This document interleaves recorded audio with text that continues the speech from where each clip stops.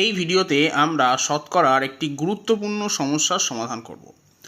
এখানে প্রশ্নটি হলো 20 কেজি তাজা তরমুজের মধ্যে 96% জল আছে। কিছু সময় পর তরমুজের মধ্যে 95% জল অবশিষ্ট থাকলে বর্তমানে তরমুজের ওজন কত হবে তা জানতে চাওয়া হয়েছে। এখন তরমুজের মধ্যে জল শুকিয়ে গেলেও যে কঠিন পদার্থ থাকবে অর্থাৎ জল ছাড়া যে পদার্থ থাকবে তার কিন্তু পরিমাণের কোনো পরিবর্তন হবে না। এখন 20 কেজি তরমুজের মধ্যে যদি 96% জল থাকে তাহলে 4% থাকবে কঠিন উপাদান বা জল ছাড়া অন্যান্য বস্তু। তাহলে 20 কেজির মধ্যে সেই 4% অন্যান্য উপাদানের ওজন হবে 20 ইন্টু 4/100।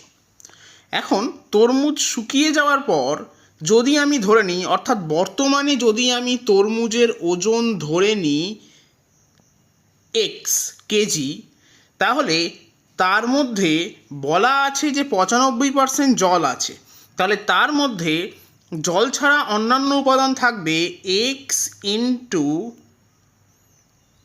5/100।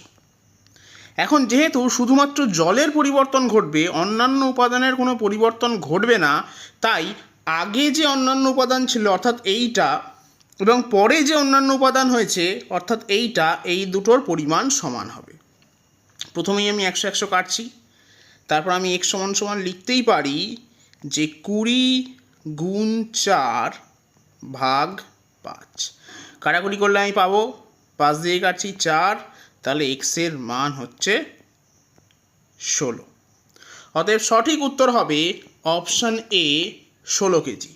এবার আমরা এই অঙ্কটাই একটি ট্রিকের সাহায্যে করব। এখন ট্রিকটা হলো প্রথমেই আমরা এই যে কেজিটা দিয়ে দেবে প্রথমে সেটাকে লিখে নেব, এরপর একে গুণ করব 100 মাইনাস এই যে পার্সেন্টেজ আছে সেটা দিয়ে, অর্থাৎ 100 থেকে 96 বিয়োগ করলে পাবো 4, তাহলে 4 দিয়ে গুণ করব এবং ভাগ করব 100 বিয়োগ 95 অর্থাৎ পরে যে পার্সেন্টেজ দেওয়া থাকবে সেটা দিয়ে, তাহলে 100 থেকে 95 বিয়োগ করলে পাবো 5। এক্ষেত্রেও কাটাকুটি করলে আমি একই উত্তর অর্থাৎ 16ই পাবো।